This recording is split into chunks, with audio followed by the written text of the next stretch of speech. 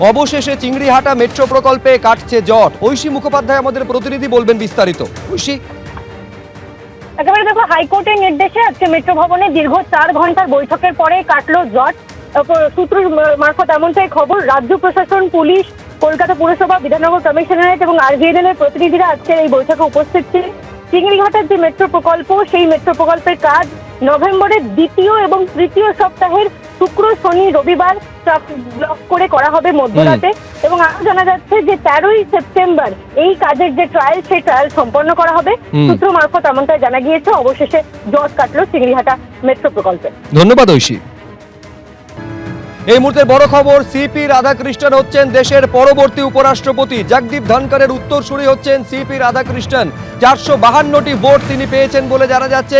Counting শেষ হয়েছে এবং গণনার পর জানা যাচ্ছে 452টি ভোট তিনি পেয়েছেন। এবং বি সুদর্শন রেড্ডি ইন্ডিয়া জোটের তরফে যিনি উপরাষ্ট্রপতি পদপ্রার্থী ছিলেন, 300টি ভোট তিনি পেয়েছেন। আমাদের প্রতিনিধি বিজেন্দ্র সিংহ আরো বিস্তারিত বলবেন এই নিয়ে। বিজেন্দ্র, সিপি রাধাকৃষ্ণন 452 ভোটস পেয়েছেন এবং ইন্ডিয়া জোটে যিনি প্রার্থী ছিলেন মিস্টার রেড্ডি, সুদর্শন রেড্ডি, তিনি পেয়েছেন 300 ভোট, অর্থাৎ 150 থেকে বেশি মার্জিন হলো 152। অর্থাৎ এটাতে মনে করা হচ্ছে ইন্ডিয়া জোটের 315 জন সাংসদ আজকে ভোট দিয়েছিলেন, তার মধ্যে 15টা ভোট অন্তত ক্রস ভোটিং হয়েছে। কেন কি যেটা ইনভ্যালিড ভোট হয়েছে তার থেকে বেশি নম্বর এটা 15, এবং সেক্ষেত্রে মনে করা হচ্ছে কিছু সাংসদ ইন্ডিয়া জোটে যারা ভোট দিয়েছিলেন তারা সিপি রাধাকৃষ্ণনকে ভোট দিয়েছেন, তাই তার ভোট বেড়েছে। যে মার্জিনটা রয়েছে সেটা 152 গ্যাপ রয়েছে সিপি রাধাকৃষ্ণন এবং সুদর্শন রেড্ডির মধ্যে।